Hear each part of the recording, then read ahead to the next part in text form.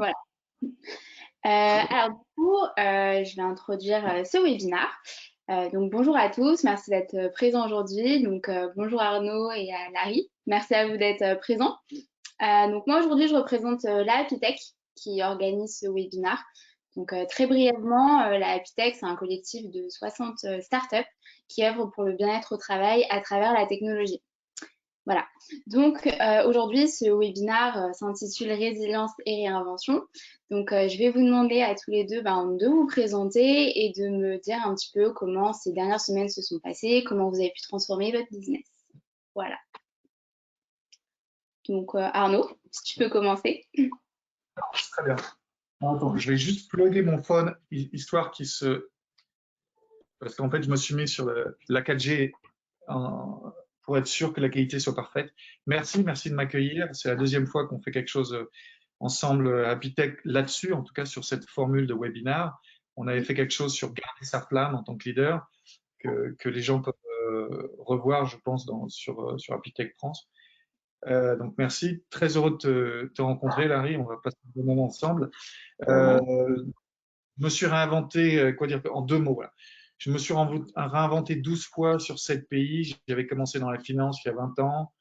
Et puis le luxe, l'humanitaire, la technologie, le cinéma, la comédie, d'autres choses. Et puis surtout, depuis 6 ans, à temps plein, le coaching, l'intelligence émotionnelle, en passant par 3, 4 produits, tous dans l'événementiel en tant que coach sur du kick-off, sur du kick-off d'entreprise surtout, en tant que Chief Happiness Officer court terme, de la production d'événements inspirants un peu partout sur la planète, où on mettait en scène des leaders, des entrepreneurs souvent, mais pas que, et on leur demandait de parler 7 minutes sur scène seulement, sans rien derrière.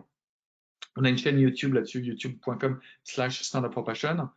Voilà, on l'a fait un peu partout, aux Nations Unies à Genève en décembre, chez Google à New York juste avant que nous on revienne en France. On est revenu en France il y a quelques mois, après 17 ans aux États-Unis. Euh, donc voilà, du coaching et puis le reste du temps, je faisais beaucoup de speaking et puis 5% de mon activité, c'était de la formation jusqu'à maintenant. Merci. Donc, bonjour tout le monde. Larry Lempinen, je viens de Finlande. Peut-être vous avez connu l'accent. Ça fait maintenant cet été, ça va faire 10 ans que je suis en France. Et donc, je présente aujourd'hui une société qui s'appelle Luti et qui, en fait, travaille dans la communication en campagne d'événementiel. Et aujourd'hui, il y a beaucoup avec les RH. Et donc, je vais donner un petit peu de contexte, qu'est-ce qui a passé pour notre business après le confinement, pour donner un peu de légitimité pourquoi je suis ici pour partager mes expériences avec les grands groupes, avec les DRH de grands groupes. Donc, traditionnellement, disons 90% de notre business avant la crise venait de l'organisation des événements physiques, face à face. Donc, l'arrêt peut pas être plus brutal que pour nous. Donc, il y a le confinement qui était annoncé par le gouvernement. Et à ce moment-là, en gros, j'avais deux choix à faire, comment je voyais les choses. J'avais un choix, disons, rapide, simple, pas facile à faire. C'est-à-dire, il y a le gouvernement qui avait donné des outils pour réagir à la situation. Donc, on n'avait vraiment pas certitude qu'est-ce qui se passer dans les mois à venir. Est-ce qu'il y aura des événements? Est-ce qu'on aura zéro chiffre d'affaires? Donc, il y avait un choix à faire, c'est que on commence à utiliser ces solutions chômage partiel, chômage technique, etc., etc. Ça, c'était un choix. Deuxième choix, dans cette carrefour, très important pour notre société, pour la réinvention, c'était en fait comment être acteur dans cette crise, comment aider l'État et l'Europe dans la gestion de crise. Donc, ce confinement, à ma mémoire, était commencé vers jeudi ou vendredi. Donc, le week-end, je passais des coups de fil à nos clients, à nos équipes internes, le fondateur de notre société, aux amis à Londres, etc. Et je posais la question, en fait, qui a besoin d'aide aujourd'hui? Comment, en fait, nous, en tant qu'acteurs technologiques, notre technologie est faite pour communiquer, partager l'information, collecter l'information. Quel type de rôle nous on peut avoir dans cette crise. Et petit à petit, on a commencé en fait à réduire les projets possibles dans quatre secteurs d'industrie. Donc, il y avait un qui avait l'industrie de santé, donc des hôpitaux, etc. Qu'est-ce qu'on peut faire là? Deuxième, c'était les transports. Donc, il faut assurer qu'il y a les médicaments, il y a les collectes des déchets, etc., qui sont gérés. Et le troisième, c'était distribution alimentaire, parce que si les gens, ils ont plus d'accès à la nourriture, ils trouvent pas leur PQ, on a déjà vu dans les réseaux sociaux, etc., ils commencent à paniquer. Et là, la crise sanitaire vraiment s'explose en crise sociale, politique, etc. Et les quatrièmes, donc, c'était le collecte de déchets. Petit à petit, en fait, le projet qu'on a construit, qu'on considérait qui est le plus pertinent, c'était le assurer la distribution alimentaire en Europe.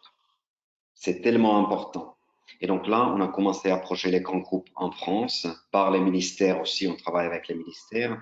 En fait, qu'est-ce qu'on peut faire pour les grands groupes type Carrefour, Casino, etc., en France et après en Europe, des autres groupes. Et très rapidement, donc on a eu des discussions directement avec le groupe Carrefour, par exemple, et ils ont exprimé qu'aujourd'hui, on a ces types de besoins et on a pu modéliser rapidement une solution pour eux. Il y avait deux clés donc dans notre projet. Disons, première, pas dans l'ordre de priorité, c'est il faut que ce soit une solution clé en main. Avant, notre business, c'était qu'on donne accès à notre plateforme, les personnes sont formées en ligne, ils deviennent autonomes dans l'utilisation de la plateforme. Maintenant, les RH, dans la crise, dans l'urgence, ils sont plus de temps. Donc, il faut absolument qu'on donne, voilà le modèle, comment vous communiquez, collecter les besoins, etc., etc. Et après, il faut juste rédiger vos emails, SMS, site internet, etc. Et après, le deuxième, c'était qu'il faut que ça résoudre un problème, un challenge majeur chez les clients. Sinon, ça ne sert à rien. Dans cette période d'urgence, ça ne sert à absolument rien. Donc, voilà un peu de contexte. Et donc, quel type de projet nous avons fait avec les RH? Je vais donner quelques exemples concrets avec les grands groupes et PME que vous pouvez aussi appliquer dans votre contexte, j'espère. Donc, le RH, aujourd'hui, on est d'accord, en fait, ils ont un rôle plus stratégique que jamais. Que jamais, je dirais. Maintenant, moi, je comprends mieux aussi la valeur des RH. Quand tout se passe bien, c'est on organise je simplifie beaucoup, mais on organise des team building, des leaders, etc. C'est simple, les gens sont plus en bonne humeur, on donne un peu, les primes sont mieux année après année, etc., etc.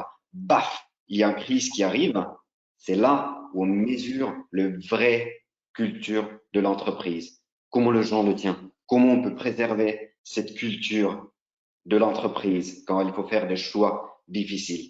Donc, il y a des projets, comment garder le lien social avec les personnes. Les personnes étaient mises aussi brutalement en télétravail. Il y a des personnes qui sont tout seules. Il y a des personnes comme moi qui sont bloquées chez nous en famille avec deux petits enfants, etc. Beaucoup de différents types de cas et c'est pas facile de gérer tout ça. Donc, le lien proche avec les managers, les one-to-one, pas juste de communication groupe, sont très importants. Donc, c'est là où les RH accompagnent beaucoup leurs équipes. Après, maintenant, on ne sait pas qu'est-ce qui va se passer dans 2 mois, 3 mois, etc., etc. Donc, c'est aussi collecter les besoins. Quels sont les obstacles? Maintenant, très court terme, les obstacles et les challenges pour le déconfinement et reprise de travail. Euh, Est-ce que c'est garde d'enfants? Est-ce que c'est il manque de transport? C'est le peur d'avoir le Covid-19. Collecter tout ça, comme ça, on peut mieux les traiter, etc. Et après, il y a aussi des vraies réinventions à l'intérieur des groupes. Il y a des personnes qui ont l'habitude de travailler dans différents types des postes. Et maintenant, ces postes, le besoin pour ça a quasiment disparu. Donc, il faut trouver des autres projets intéressants et pertinents pour ces personnes. Donc, c'est ce type de projet où nous avons accompagné, on continue à accompagner les groupes comme Carrefour, pour citer un. Merci beaucoup, Larry. Alors, du coup, tu en as un petit peu parlé du rôle des RH juste avant qu'ils étaient, bah, du coup, c'était super important d'avoir le rôle de RH. Bah, je voulais savoir, en vue de la situation, comment ça change, comment ça a évolué, si je peux avoir un petit peu d'exemple. Voilà.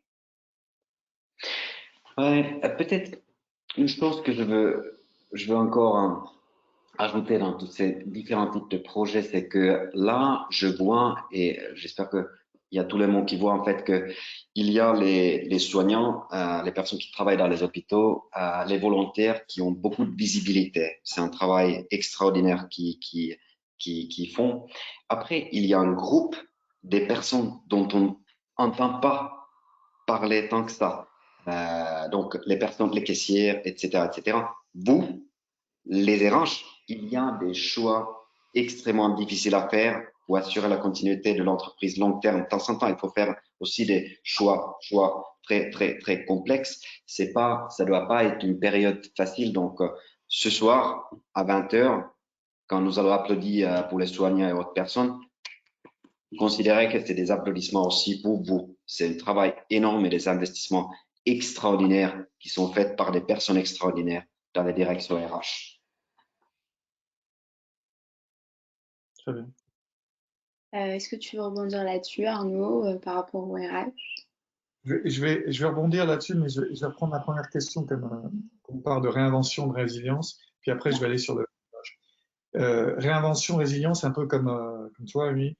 Donc moi, 95% de mon business était événementiel, donc non seulement ça s'est complètement assaini, mais pareil, il est détruit. Donc où je me concentrais en attendant, comme j'ai entendu le 1er avril, j'écoutais un podcast sur le capital risqueur qui parlait à leurs entrepreneurs, et en gros, 50% des entrepreneurs étaient dans le déni total. 50%, c'est dingue. Donc ils se disent, non, on attend que ça retourne à un normal. Non, non, déjà, il n'y a pas de nouveau normal, c'est un nouveau normal. Donc moi, de toute façon, donc j'ai passé en toute honnêteté quelques nuits blanches aussi, parce que je me suis dit, mince, on a quitté New York, on est revenu ici. J'avais tout mon plan comme ça, je veux dire, avec mes conférences, voilà, j'avais tous mes partenaires, tout est scellé. On avait mis 6 mois à mettre tout ça en place quand je suis venu en France, où mon truc, c'était pas de ramener du cash flow, mais juste de construire ma nouvelle vie en France, et bam, bam, bam.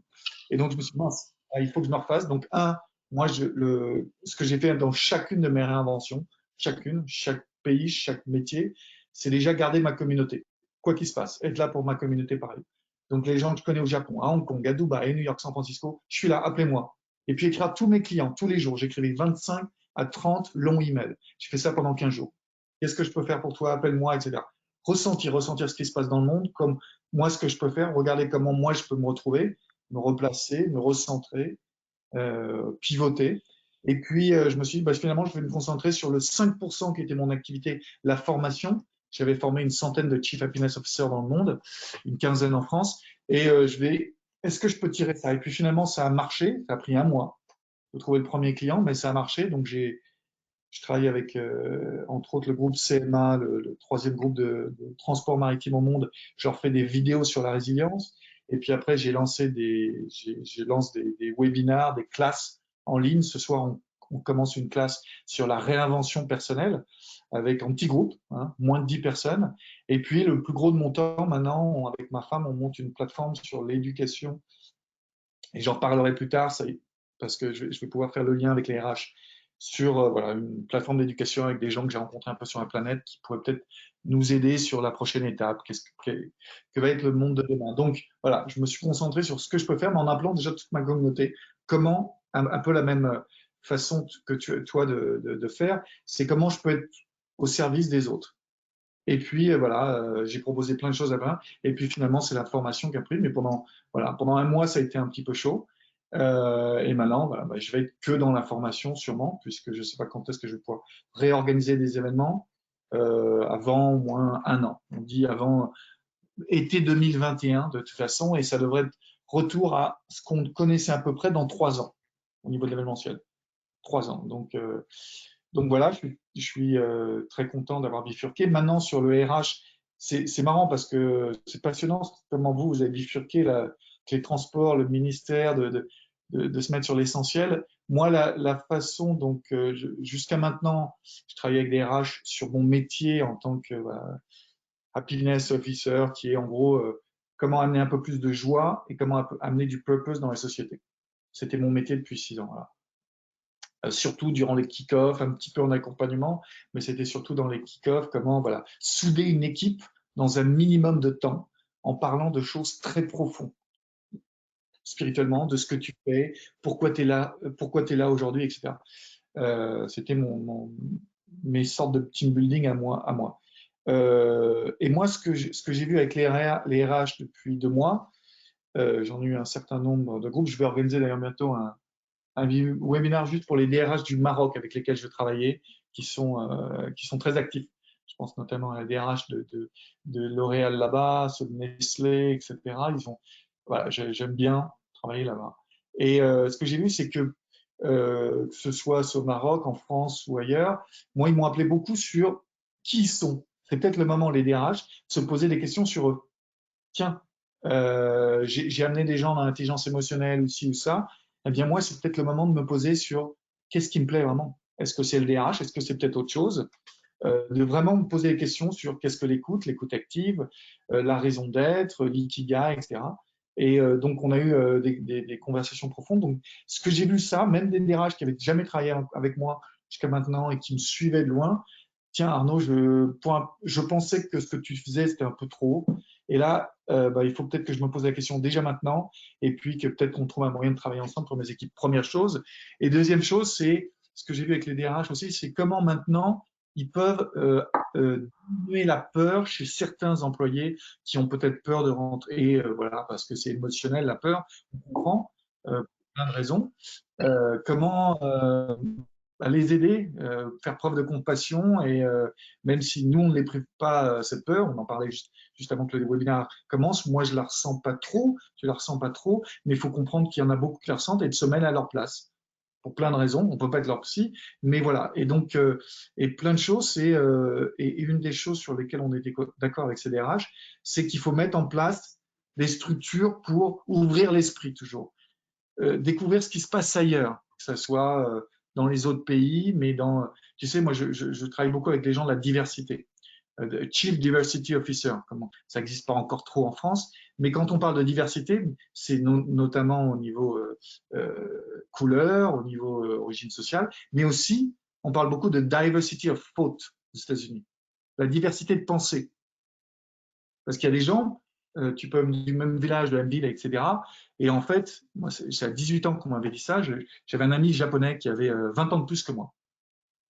Et alors que voilà, moi, pur français, lui, il vient d'une grande famille sociale importante au Japon. Là, et en fait, il avait 20 ans de plus que moi. Il était japonais. On avait différentes origines sociales. Et pourtant, on était pareil au niveau pensée. On pensait la même chose sur les.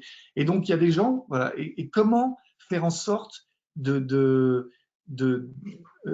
d'expand, d'ouvrir la face, d'ouvrir ses pensées, d'ouvrir ses chakras quelque part, mais d'ouvrir ce que tu penses. Comment faire en sorte d'avoir accès à des gens qui pensent différemment de toi?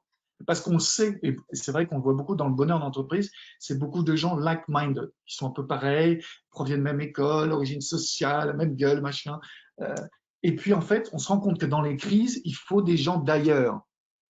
C'est pour ça que les tribus, que j'ai beaucoup étudiées, sont assez heureuses, sauf que quand une tribu a un problème, ils ne savent pas faire face parce qu'il n'y a personne qui vient d'autres tribus. Et donc, elle va être cannibalisée, elle va manger, elle va s'éteindre, la tribu.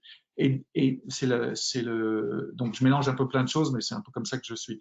Mais c'est pour ça qu'en innovation, il faut toujours des gens qui viennent d'ailleurs pour innover. La créativité, c'est et donc là, on en revient à comment gérer une crise. Il faut avoir des gens d'ailleurs. Donc là, on travaille une plateforme où on aurait des idées d'un peu partout. Donc, c'est sur ces deux choses que j'ai travaillé moi avec les DRH, au niveau perso, votre raison d'être, et puis au niveau de leur équipe, comment on peut faire en sorte qu'ils aient une ouverture sur le monde. Parce que ce qu'on a découvert, ce que j'ai découvert, c'est que plus tu es à même de savoir ce qui se passe dans les autres pays, les autres choses, les autres sociétés, plus tu peux avoir une créativité exacerbée et réduire ton anxiété. Parce que pour réduire une anxiété, c'est toujours la même chose, c'est de créer, c'est de faire des choses, c'est d'être en mouvement.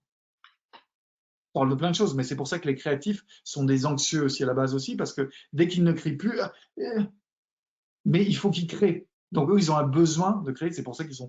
bref, je mélange un peu de choses. Mais c'est un des conseils que je pourrais donner là-dessus, mais c'est de créer, de vous ouvrir à des choses que vous ne connaissez pas, des domaines que vous ne connaissez pas, de trouver des nouvelles passions. Et ça, normalement, ça réduit les anxiétés. Et c'est, Arnaud, c'est un sujet passionnant. Et là, c'est que je sens aussi, donc moi je viens de Finlande, j'habite en France depuis un bon moment. Il y a des grandes différences entre les deux cultures. Mais quand en fait on mélange ces deux cultures, c'est une occasion aussi de permettre de constater en fait qu'il y a beaucoup de similarités. Il y a beaucoup de choses enfin qu'on partage aussi avec des personnes très différentes. Donc c'est aussi occasion de confirmer que il y a beaucoup de choses qu'on partage entre nous, même si on est complètement différents. Non, mais enfin, c'est tout l'attrait du métier que j'avais créé, hein, Chief Happiness Officer, même ça fait rire certaines personnes, c'est qu'est-ce qu'on a en commun avec les autres. C'est que ça. Première chose. Et deuxième chose, c'est quelles sont nos forces à nous, respecter notre force, être confiant de notre force déjà, d'avoir plus confiance dans ce sur quoi on est bon, et puis d'admettre nos faiblesses, mais pareil avec les autres, c'est-à-dire de reconnaître les forces des autres, et puis Mhm. de tolérer leurs faiblesses. Hein, il n'y a jamais de gens parfaits, ça n'existe pas. Donc si tu es fort quelque part, c'est que forcément tu as un talon d'Achille quelque part. Et plus tu es vulnérable, hein, c'est Brené Brown qui en parle beaucoup, plus tu es vulnérable, normalement, c'est ce qui soude les gens entre eux, de montrer la vulnérabilité, c'est de montrer de là où tu es fort, mais aussi tes faiblesses, et d'accepter les forces et les faiblesses des autres.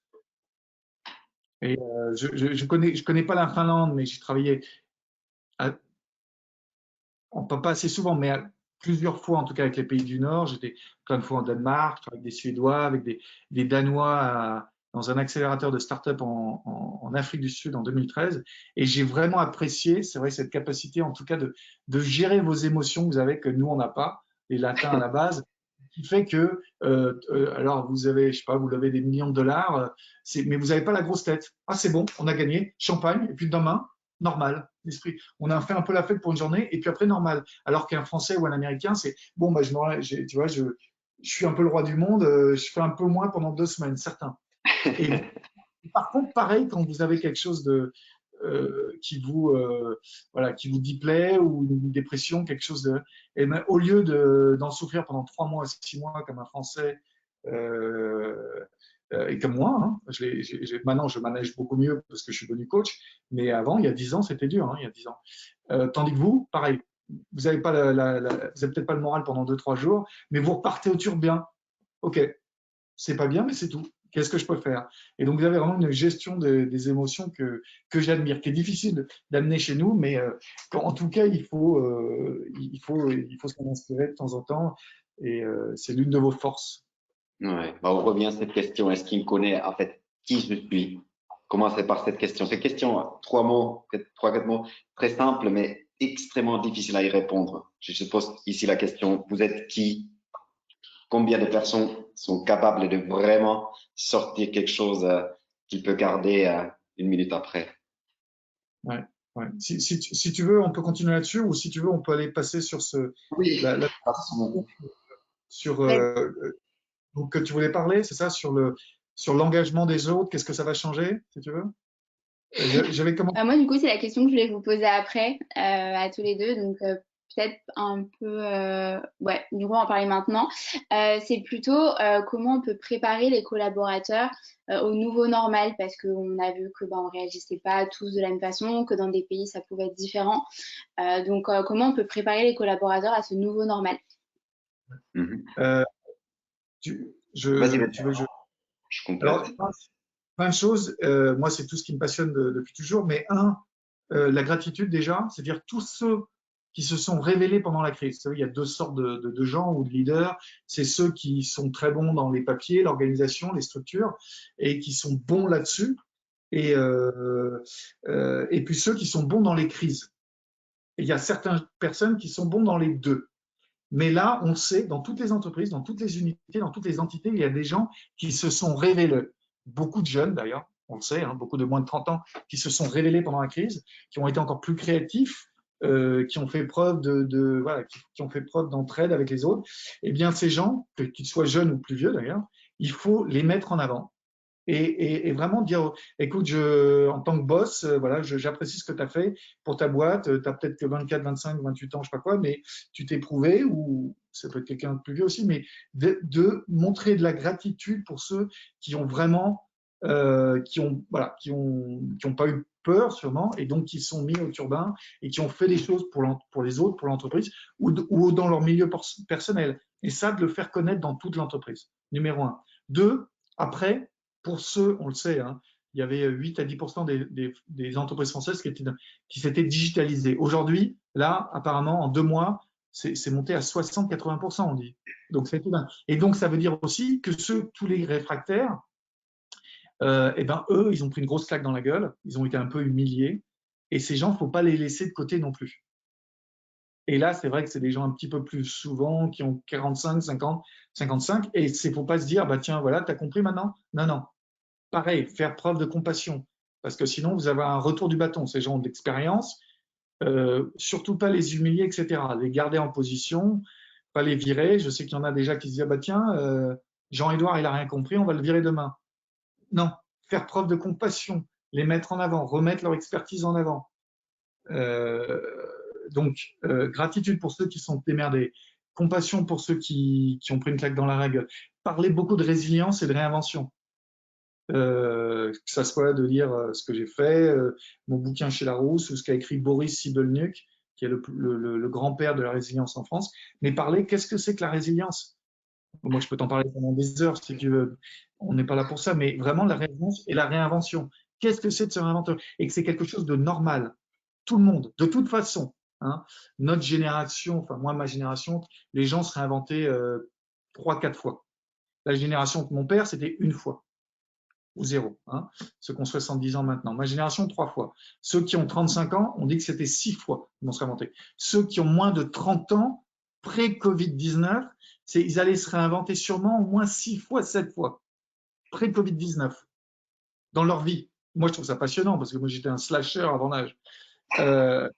Tandis que là, mais ça va exploser. Et pour ceux, par contre, il y a toujours des gens qui n'aiment pas les réinventions, qu'ils aient 50 ans ou 25 ans. Il y a des 25 ans qui sont vieux dans leur tête et qui veulent leur petite structure, leur petit train-train tous les jours.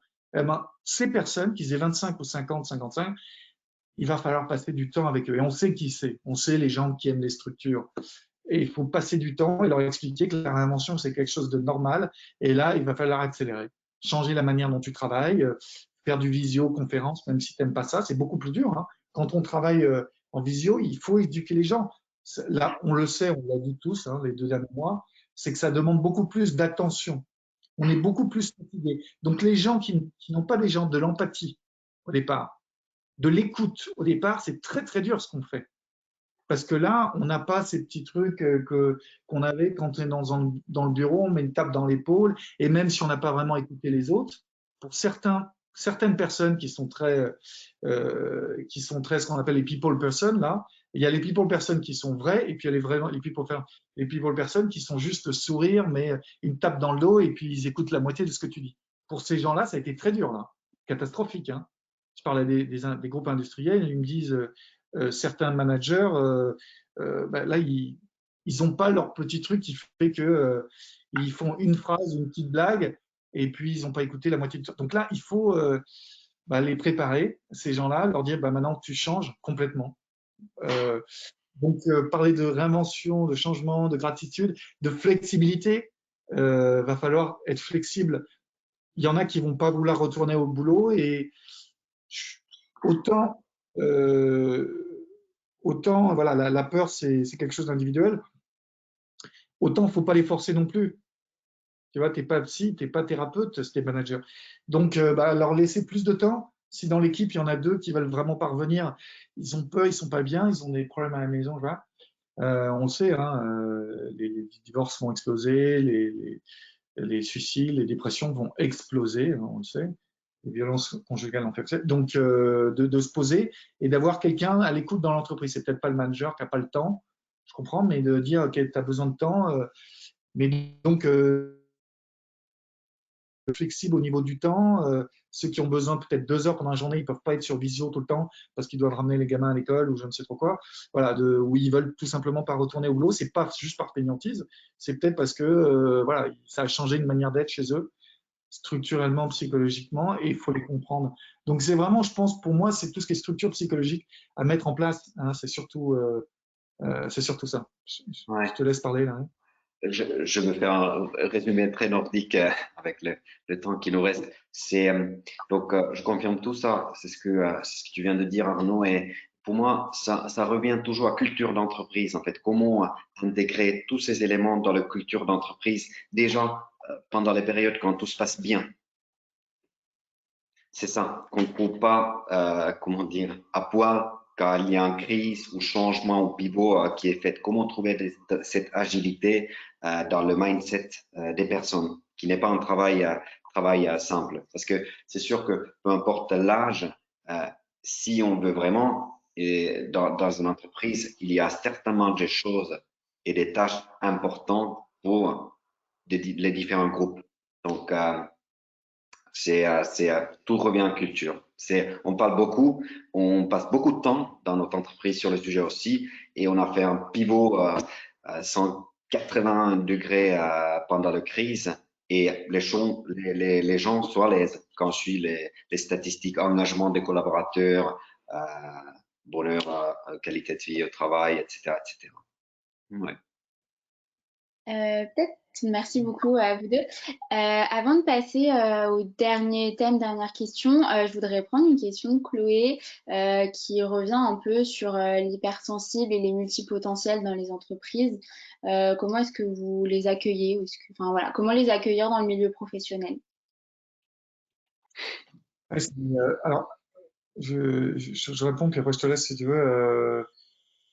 Je pense, ça me rappelle ceux qui me demandaient toujours, qui sont intéressés par tout ce qui est bonheur en entreprise. Oui, mais mon boss, il comprend pas, ou la boss, il comprend pas.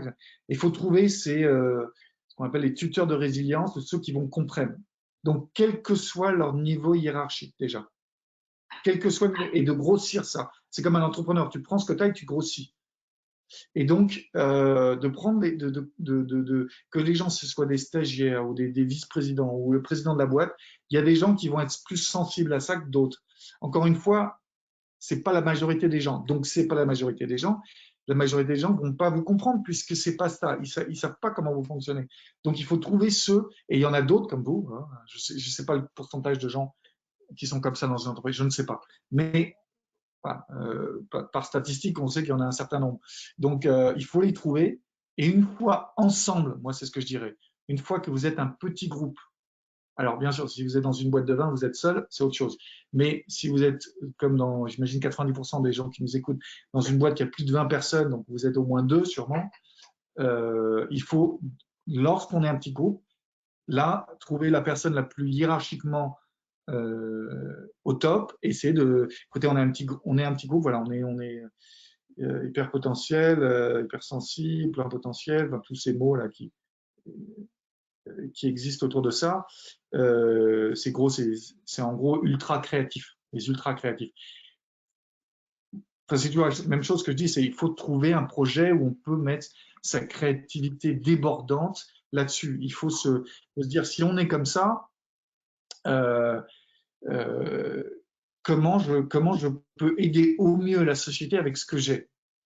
Bon, pour moi, c'est ça, c'est un qui me comprend et deux, comment je peux mettre. Et donc, faut regarder là où la créativité fait défaut dans l'entreprise. Et elle peut faire défaut sur n'importe quel secteur, n'importe quel outil, n'importe quel client. Et bien là, je vais me mettre à essayer d'être créatif avec peut-être mon groupe euh, d'hyperpotentiel. Euh, et puis, voilà, donc c'est ce que j'aurais à dire. Mais voilà, c'est que un plus. Et encore une fois, hein, moi, c'est ce que je dis toujours, hein, mais même si je suis dans le bonheur au travail, je dis, et en même temps, si la société, elle ne comprend pas vos boss, vous avez tout fait, vous trouvez personne d'autre qui vous ressemble, faut peut-être quitter la société, c'est tout. Faut peut-être, vous avez qu'une vie.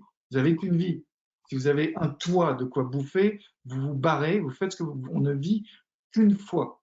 Une fois que, mais, et ça, par contre, il faut que je leur dise assez vite, c'est que une fois que vous avez fait tout ce que vous pouvez, une fois que vous avez essayé, c'est pas juste, ah bon, bah, je me barre. Non, non, non. Non, non. Une fois que tu as vraiment essayé, tu as passé 6 mois à essayer de te faire comprendre. Parce qu'il faut, hein, faut aussi l'effort. Donc, une fois on sait qu'on a fait de l'effort. Et à ce moment-là, bon, bah, si personne ne nous comprend, il faut que je passe à une autre vie, une autre société, une autre étape, que je me réinvente. Ouais. C'est une excellente question, Céline. Et effectivement, je pense que toujours, si c'est possible, effectivement, c'est des grandes réflexions à faire avant de choisir une entreprise, avant de choisir une direction dans son entreprise. Vraiment essayer dans un entretien d'embauche aussi un peu vraiment utiliser cette occasion pour essayer mieux comprendre la façon de penser, les cultures de ton manager direct. Ça, c'est des choses. Et c'est effectivement, peut-être, je constate dans les pays nordiques et dans les pays latins, c'est un peu différent. Ici, les gens sont plutôt classés. Ils ont fait une certaine école, ils vont faire une certaine chose. Dans les pays nordiques et peut-être dans les cultures start-up un peu plus jeunes, euh, ou dans UK, par exemple, on va plutôt choisir des profils, les bons profils, les profils qui matchent avec l'équipe, avec la culture, etc. Ils vont trouver, ils vont être performants là. Nous, on a des personnes qui ont fait des études d'avocats espagnols, ils travaillent sur les sujets de technologie.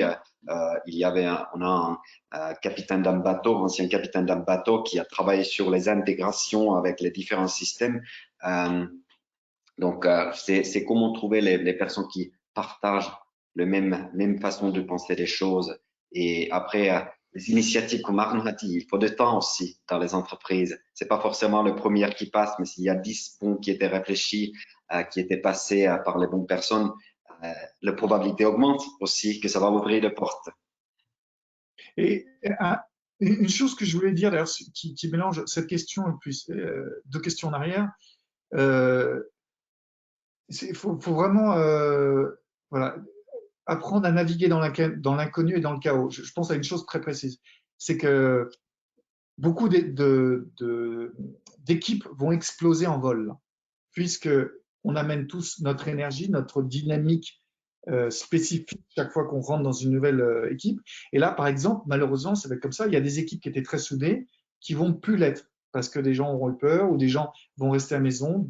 Et j'entends qu'il y a des nouvelles statistiques, il y a plein de gens qui veulent quitter Paris, les grandes villes, qui vont se réinventer dans les mois. Moi, tous mes copains new-yorkais, tous, ils vont changer de boulot et vont déménager de New York. 100% de mes amis. Donc, changement absolu de leur vie, là, avec ce qui se passe, dès qu'ils peuvent. Et Paris, j'imagine qu'il y en a plein aussi qui vont faire ça, à Lyon, etc. Donc, ça va, plein d'équipes qui marchaient bien avec leur dynamique. Hein. Ce qu'il faut, c'est chaque fois, il y a Google qui a fait la plus belle étude sur le bonheur au travail. Hein. Si vous la connaissez pas, il faut la connaître, celle de Psychological Safety. Ils ont étudié 500 équipes sur 2 ans, pardon. Ils ont vu ce qui marchait et ce qui ne marchait pas. Ce qui marchait, celles qui étaient les plus heureuses et efficientes au travail, c'était toujours la même chose, celles qui s'étaient construit une dynamique par rapport à tout ce qui existait dans l'équipe, c'est-à-dire celles qui se respectaient au niveau encore des forces et des faiblesses, celles dont l'écoute active était très présente, et celles qui s'étaient vraiment construit leur propre mantra, leur propre charte, quelque part, consciemment ou inconsciemment d'ailleurs, mais ils s'étaient construit leur socle, tu vois. Et c'était leur règle à eux, qui était souvent un petit peu différente de la règle de Google en général, par exemple. Donc, ce que je veux dire, c'est que chaque fois, il faut accepter chaque équipe, nouvelle dynamique. Et donc là, puisqu'il y en a des gens qui vont malheureusement être virés ou perdre leur emploi, ou ils sont plus à la page, ou se barrer, ou ils veulent rester chez eux, donc ça va, les dynamiques vont changer. Il faut essayer de recréer une dynamique avec ce que vous avez. Ça va prendre 3-4 mois de balbutiement là, et en octobre, novembre, peut-être il y a une nouvelle dynamique. Et est-ce que j'accepte la nouvelle dynamique de la boîte? Je fais tout ce que je peux, je me donne, je fais des efforts. Et puis, si ça va pas, bah, peut-être en janvier, février, je pense à faire autre chose ailleurs. Mais en tout cas, je me donne du temps et d'accepter que ça va être une nouvelle dynamique. Voilà. Voilà, je voulais juste mentionner cela. Merci. Alors du coup, on va passer à la dernière question avant de passer du coup aux questions. Donc n'hésitez pas aussi à nous poser les questions via le chat. On y répondra avec plaisir à la fin. Alors donc la dernière question, comment rester performant et garder ses équipes en forme? Donc ça rejoint vachement la question que Morgane vient de me poser aussi en commentaire. Donc comment préparer les grands groupes ou ses salariés aussi pour l'après-Covid? Voilà. Donc Larry, peut-être. Oui, ok, je vais le prendre. Déjà, Morgan, je veux d'abord, en fait, j'avais promis que je veux partager un livre avec les participants. Donc, le premier tour pour le livre, que je vais vous présenter rapidement, qui rejoint justement ce sujet pour Morgan, puis vous allez le transférer à Céline, s'il vous plaît. On va collecter les adresses.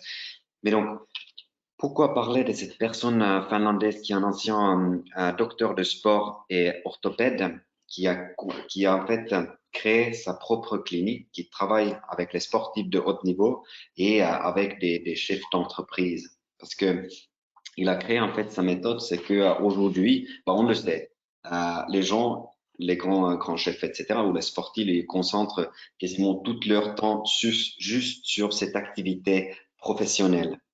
Et cette personne, Monsieur Akihitsa, il a peu prouvé en fait que il faut qu'il y a un certain équilibre dans la vie entre les activités personnelles, entre les activités pro, pour vraiment être plus performant.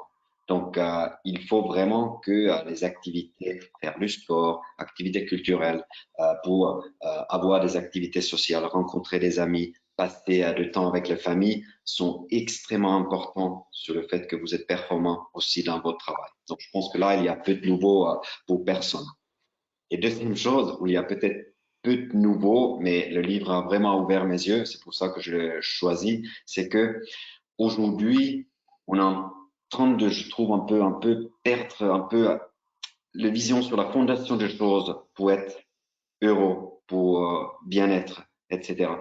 Qu'est-ce qu'on a vraiment besoin? Donc, on a besoin de sommeil. Je pense que la plupart des gens, on a vraiment besoin d'un certain nombre d'heures par nuit. On a besoin alimentaire et équitable, etc., etc. Mais aujourd'hui, j'ai l'impression qu'on saute ces fondations. Directement, commence à ajouter des méditations, de yoga, des autres, encore plus de sport dans notre agenda au lieu de travailler dans cette partie sommeil. Donc, pour rejoindre, continuer un peu sur cette partie Apitech, donc je vais vous montrer le bag que j'utilise, Aura de Finlande, etc., etc., qui mesure en fait mon sommeil toute la nuit. Et en fait, qu'est-ce que ça me raconte? Ça me raconte rien de nouveau. Je vous partage les grands secrets qui me disent il faut aller dormir tous les jours à même heure, il faut pas prendre d'alcool le soir. Il faut pas regarder des écrans de téléphone ou faire des activités trop sportives au niveau trop tard. Je sais, tout le monde le sait. Il faut pas le faire. Mais par contre, sans de coach comme ça, qui nous accompagne tous les jours, on ne le fait pas forcément. Je trouve juste que, voilà, je vous conseille vraiment de regarder sur ce livre. Et maintenant, je fais un petit rappel sur la vraie question encore. Cassandra, pour répondre encore, assurer que je réponds à la question. Ouais, c'était comment rester performant et garder ses équipes en forme pendant la crise et aussi après la crise parce que on vient de Voilà. déconfinement, donc on va Donc, vers. je pense ajouter là aussi, donc c'est en tout cas le leader qui donne l'exemple. Donc, si nous on est au bureau, on travaille à 80-70 heures par semaine, le week-end compris, tout le temps. Quel signe ça donne aux équipes? Donc, il faut que les leaders aussi le respectent qu'il y a cet équilibre dans la vie. Et après, comment préparer les équipes? Comment préparer? Donc, je trouve, il faut passer par le one-to-one. Il faudrait trouver des occasions aussi de rencontrer physiquement les personnes. C'est un besoin que j'entends partout. En fait, les gens, ils manquent des occasions en fait de voir des gens. Moi, je préfère beaucoup plus en fait de donner cette show avec Arnaud et Cassandra physiquement quelque part après partager mes expériences personnelles, professionnelles, prendre un verre avec les participants. Je pense que le rencontre one-to-one et aussi physique, dès que vous pouvez un peu. Du coup, Arnaud, est-ce que tu pourrais un petit peu Ouais, compléter? j'adore tout ce que tu as dit d'abord. Est-ce que tu pourras m'envoyer l'information sur cette bague là? Oui, oui, je veux partager avec tout le monde. Et puis j'aimerais bien peut-être aussi les coordonnées du bouquin. Je suis toujours un friand de bouquins. bien que j'ai pas trop le temps de le lire avec mon petit qui a 2 ans et ma propre réinvention, pas trop le temps de lire, mais que je l'ai comme ça, dès que j'ai 1 heure quelque part un jour, je me mettrai. Tu as parlé de bouquins, je voulais aussi, j'ai retrouvé ça tout à l'heure, j'avais lu il y a 1 an, mais toujours très bon quand même, je redonne parce que c'est un autre bouquin à lire, Tribal Leadership. Hein, c'est du leadership de tribu, voilà. Tout ce qu'on fait, hein, c'est pensé en termes de tribu. On n'a pas le temps de s'étendre là-dessus, mais moi j'aime vraiment ce concept de tribu chaque fois qu'on y va quelque part. Donc ce qui veut dire, c'est quoi ces totems, c'est quoi ces disciplines, ce que tu dis. J'adore ce que tu dis sur cette discipline. Pareil, moi je suis à fond, hein, il faut faire du sport tous les jours, c'est le numéro un, absolument presque tous les jours, ou au moins 6 fois par semaine, il faut faire du sport. Plusieurs fois, je ne m'en serais pas sorti sans sport, hein, dans ma vie. Il y a 10 ans, avec une dépression, je me suis forcé à faire un marathon. Je sortais du milieu des films. Et ce marathon en 2010, mars 2010, m'a vraiment, on a presque sauvé. J'avais rien et en même temps, je savais que, donc voilà, que ça te brûle, très bien. Ça va te brûler non seulement les calories, mais ça va te mettre quelque chose dans le crâne, cette résilience. Donc j'en suis. Sinon, quoi rajouter sur ces équipes qui n'a pas été dit, il y a plein de choses ont été dites c'est pour moi c'est encore ce truc, cette discipline ensemble de ce qu'on peut faire chaque jour, de donner autant aux autres et en même temps, alors que ce soit le happy hour ou quoi, mais de se dire 1 fois par mois, on se voit visuellement en visio pour en tout cas tant qu'on est un petit peu confiné pour ceux qui le sont, et puis qu'on se dise vraiment qu'on parle absolument pas de business, mais on parle de perso. Parfois, j'ai fait des coachings où j'allais dans des boîtes, les mecs ils travaillent depuis 15 ans ensemble, ils savaient pas que telle personne avait 2 enfants, ils savaient pas que le mec était passionné de musique. Je me disais, ça fait 15 ans, enfin, mais qu'est-ce qu'ils ont fait, enfin, je sais pas. Donc pour moi, voilà, c'est pas aussi que par le personnel. Et, Euh, euh, je trouve que ça vient moins naturellement en ligne. Ça vient plus naturellement quand on change un peu de contexte. On sort du bureau, on est quelque part, on échange. Ici, on a l'impression qu'on est toujours au travail. c'est pour ça qu'il y a plusieurs entreprises qui commencent à mettre ça en place. Et j'adore ce truc de happy hour ou le café le matin. Et tu parles de tout sauf du travail. À 8h30, on se fait un truc d'équipe, mais c'est pas réunion d'équipe. C'est juste, tu parles de, voilà, de ta famille, de ce que tu veux. Absolument pas boulot. Et il faut, parce que sinon, ça va être catastrophique. Voilà. Juste avant de vous quitter, je voulais juste vous dire que moi, j'ai aussi un bouquin sur Amazon.fr qui s'appelle Mister Happiness, 36 façons de se réinventer, justement. C'est que sur la réinvention, mon truc. Et que ce soir, il nous reste encore une place disponible. On lance une classe sur la réinvention personnelle avec que des femmes. Donc, si vous êtes un homme, vous serez entouré de femmes. Et si vous êtes une femme, vous allez voir vos collègues de tout univers. Ça va être assez passionnant. Et moi, voilà, je suis friand de refaire des choses avec vous, avec la Happy Tech. Je trouve ça assez sympa ce que fait vous deux, Théanie, bien sûr, Théanie Leprière, et toute l'équipe de Samuel. Donc voilà, je trouve c'est passionnant. Et puis j'espère qu'on se voit un jour physiquement. Bien sûr. Du coup, on va peut-être laisser. Il nous reste encore entre 5 et 10 minutes, peut-être. Si quelqu'un a encore des questions, les mettre dans le chat. Après, nous, on y répondra avec plaisir en laissant vos mails, si vous êtes d'accord, Arnaud et Larry, pour toutes les questions auxquelles on n'aura pas répondu. Et aussi, donc, en parlant du livre de Larry, Larry a proposé très gentiment d'offrir ce livre à un des participants. Donc du coup, on va choisir le participant. Je sais pas, peut-être que Arnaud, je peux te laisser choisir. Je pense que j'ai déjà choisi Morgane puis Céline. Mais après, À vous de choisir parce que je les vois pas en plus moi. Là. Eh ben Larry, du coup, je te laisse choisir. donc, il me semble que je l'ai déjà dit ou c'était juste dans ma tête. Donc, le premier tour sera pour Morgane et après, si Morgane peut le relayer à Céline, donc on va juste collecter les coordonnées si on peut après. Et donc, j'espère que vous allez bien aimer le livre et vraiment apprendre quelque chose de nouveau, comment être plus performant et heureux dans la vie. Merci beaucoup. Merci. Du coup, dernière question, on a le temps de la prendre très rapidement, je pense. Peut-être, c'était par rapport au RH, comment ils peuvent aborder, je pense qu'on y a plus ou moins déjà répondu, le rapport au travail et le confinement. Je sais pas si la question est très claire, mais voilà. Comment ils peuvent aborder le rapport travail, du coup, à la maison, télétravail et confinement.